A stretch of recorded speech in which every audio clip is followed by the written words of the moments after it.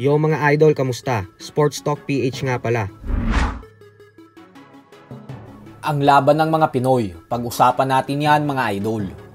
Ngunit bago ang lahat ay huwag kakalimutang mag-subscribe at i-click ang notification bell button for more sports talk. So isang napakagandang balita nga po para sa ating mga Pinoy boxing fans. Ito po ay dahil ang ating 5 mga bigating pambato na dumayo sa bansang Thailand kahapon ay lahat naging matagumpay sa kani-kanilang mga naging laban. Ang ating kababayan na si Renden Opas ng Latirindad Benguet ay tinalo via third round knockout si Nelin Ayong ng Myanmar, habang si Elmar Zamora ng Antique ay tinalo din via third round stoppage si Tani Narimnam ng Thailand.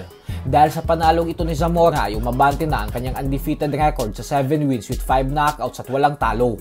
Habang ang tubong Davao City naman na si Alfred the Destroyer Diano ay tinalo din via knockout ang kapwa niya undefeated fighter na si Pirapat Ngamsi Lapancor ng Thailand.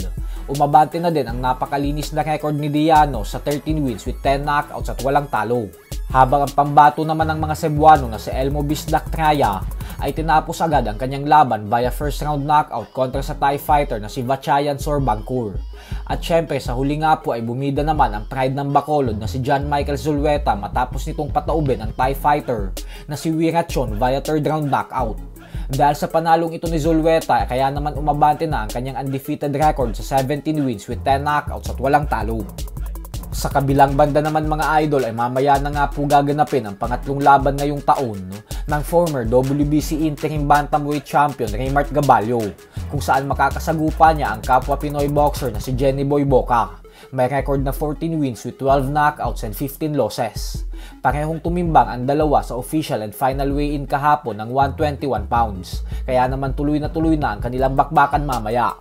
Bagamat isang tune-up fight lang ang tingin ng maraming fans sa laban na ito ni Gaballo, ay napaka-importante pa din po nito para sa ating kababayan, lalo pat bumagsak ang kanyang posisyon sa world rankings gawa ng matinding pagkasilat na nalasap niya sa kamay ng heavy underdog na si Ken Buntorres ng Mexico nitong buwan ng Mayo lamang, kung saan tinalo siya ng Meksikano via first round knockout, tapos 3 beses pa siya nitong pinabagsak.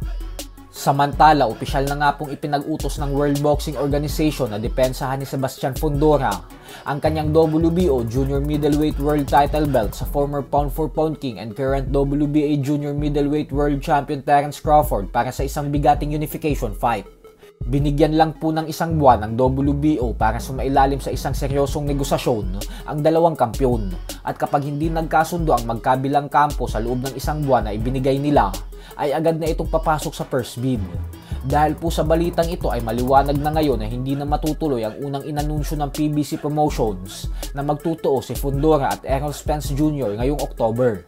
Ganun pa man ay madaming fans naman ang nasasabik sa balitang magtutuo si Fundora at Crawford, gawa ng gusto nilang makita kung ano ang magiging performance ni Crawford sa napakahaba at napakalaking si Fundora. Lalo pat nakita talaga ng lahat kung paano nahirapan ng gusto si Crawford sa huli nitong laban kontra sa former undefeated world champion na si Israel Madrimov. So hanggang dito na lang po muna tayo mga idol.